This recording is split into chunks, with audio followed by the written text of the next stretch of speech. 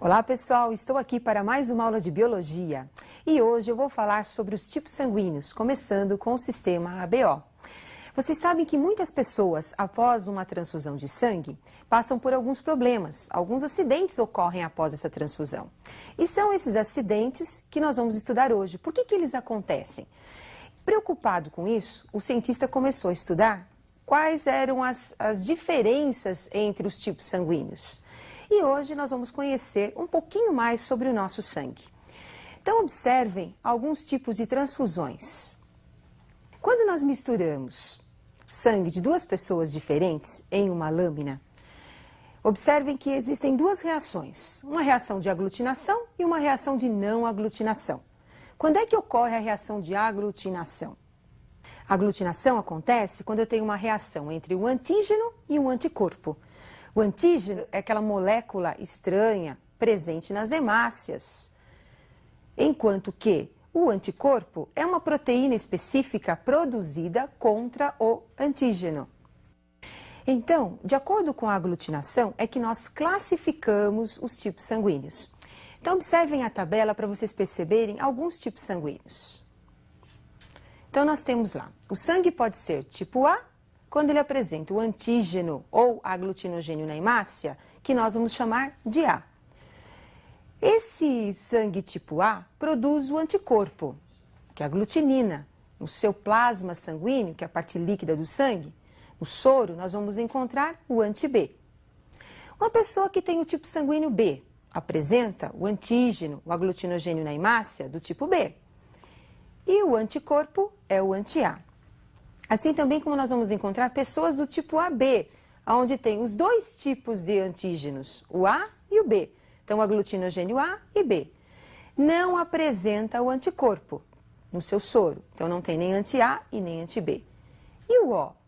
O O, como não tem, também chamado de zero, como ele não tem aglutinogênio na sua hemácia, então nós vamos encontrar no seu soro a presença de anti-A e também do anti-B. Então, percebam, os dois tipos de aglutinogênios que nós encontramos na hemácia, A e B. Os dois tipos de aglutininas, anti-A e anti-B. Com isso, nós temos o quadro de transfusão sanguínea. Quem é O pode doar o seu sangue para todos os tipos sanguíneos. Quem é A pode doar o seu sangue para o A e para o AB. Quem é B? Para ele mesmo e também para o AB. E quem é AB? O AB pode receber de todos os seus tipos, de todos os tipos sanguíneos, porém só pode doar o sangue para o AB. Então nós podemos chamar o O de doador universal, porque o O é aquele tipo sanguíneo que pode doar o seu sangue para todos os outros tipos de sangue, porque ele não apresenta aglutinogênio. Então, na hora que o doador do tipo O mandar as hemácias para um receptor do tipo A, por exemplo, o A ele tem anti-B. Como o O não tem nenhum aglutinogênio, então com certeza ele poderá receber o tipo O, já que não tem nenhuma proteína estranha, não tem nenhum antígeno. Da mesma forma o AB. O AB é o receptor universal, por quê? Porque ele não tem nenhuma aglutinina, não tem nem anti-A e nem o anti-B. Então, ele vai poder receber hemácias do A, hemácias do B, hemácias do O, porque ele não vai aglutinar nenhum desses tipos de hemácias, já que nós não temos aí a presença no seu plasma sanguíneo das aglutininas. Agora, como é que se determina uma pessoa do tipo A, do tipo B, O ou AB? Essa determinação é feita através da herança genética. Então, observem os genes que determinam os tipos sanguíneos. A herança, ela é realizada por 3 genes, 3 alelos. O isão A forma o aglutinogênio A. Isão B forma aglutinogênio B. E o izinho não forma aglutinogênio. Com isso, nós temos o tipo A, produção do aglutinogênio A, apresenta genótipos do tipo isão A, percebam, os dois genes são iguais, então eu chamo de homozigoto. Ou o genótipo isão A, izinho. Agora nós temos um genótipo heterozigoto. O isão A, que é dominante, e o izinho, que é o recessivo. A pessoa do tipo B também pode ser homozigota, isão B, ou hétero, isão B, izinho. E quem é a AB? Tem que apresentar os dois alelos, o isão A e o isão B. E o O, como nós não temos a produção do aglutinogênio, existe uma ausência na sua produção, então o genótipo é recessivo, izinho, izinho. Então percebam que o AB, ele apresenta codominância, eu tenho que ter o A e o B. Enquanto que o O, ele apresenta genes recessivos. Além do sistema ABO, nós também vamos estudar o sistema RH. É outro tipo sanguíneo muito importante. Eu gostaria que vocês acompanhassem o esquema que eu preparei para vocês conhecerem um pouquinho mais sobre o sistema RH. O fator RH foi estudado quando perceberam que injetando o sangue do macaco, que vocês estão observando aí, do rhesus, quando a hemácia do rhesus foi injetada no coelho, perceberam a produção de anticorpos do tipo anti-RH. O anti-RH produzido foi devido à presença do antígeno, conhecido como fator RH por causa do rhesus. Percebemos que quando misturamos hemácias de uma pessoa com o soro anti-RH, ocorre aglutinação, quer dizer, as hemácias ficam grudadas.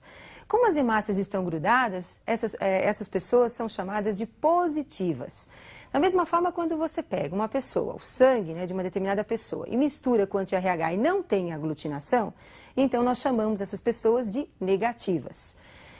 Então, as pessoas positivas aglutinam o seu sangue em presença do anti-RH, porque elas apresentam o fator RH. As pessoas negativas não aglutinam o seu sangue, porque existe a ausência do fator RH. Agora, e como é que fica a transfusão de sangue no caso de pessoas positivas e negativas? Então, observem o quadro.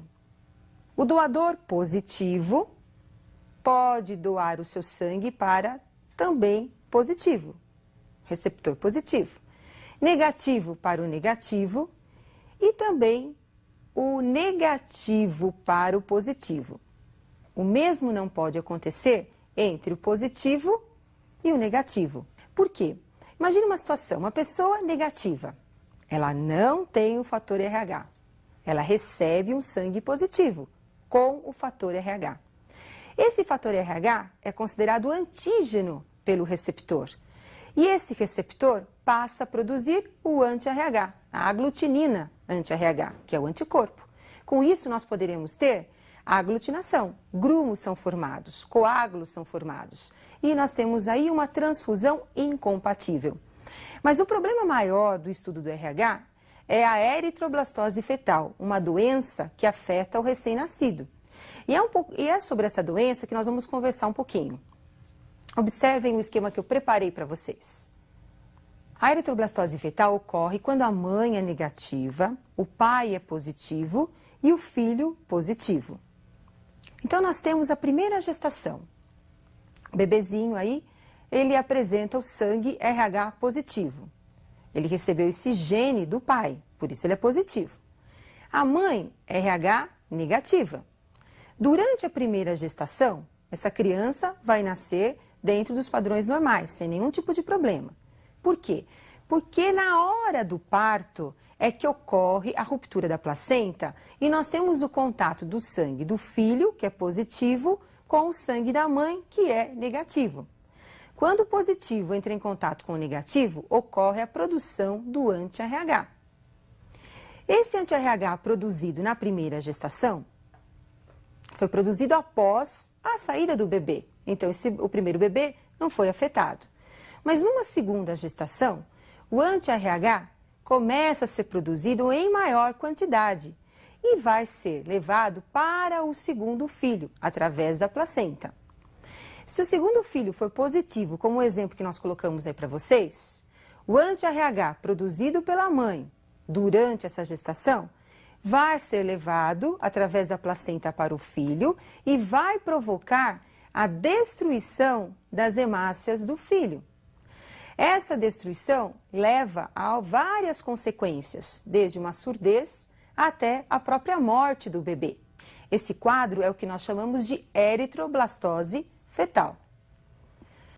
Então, pessoal, olha, então não pode esquecer, a eritroblastose fetal só vai acontecer quando a mãe é negativa, o pai é positivo. Lembrando que na primeira gestação, o filho não desenvolveu a doença porque a mãe não havia recebido nenhuma transfusão sanguínea. Então, ela é negativa, não tem anti-RH. Observe então a tabela com os genótipos das pessoas positivas e negativas. Então nós temos, as pessoas que são positivas apresentam o genótipo R1, aí representado como R1Hzinho, por causa do rhesus, ou também Dzão. Mas a pessoa positiva pode ser híbrida, heterozigota, então ela pode ser Rzinho ou Dzinho. E o negativo? O negativo, ele é recessivo, Rzinho ou Dzinho. Então percebam, o pai positivo e a mãe negativa, com o nascimento de um filho positivo, ele herdou o gene do seu pai. Se nós tivéssemos um casal onde o pai é negativo, mãe negativa, todos os filhos serão negativos. Com isso, nós não vamos ter nenhum tipo de problema em relação à eritroblastose fetal. Mas você tem que aprofundar um pouquinho mais sobre esse assunto. E eu espero que você possa conhecer um pouquinho mais sobre os cruzamentos do sistema ABO e RH, porque esse assunto é muito importante para você. E eu aguardo você para a nossa próxima aula de Biologia. Até mais, pessoal!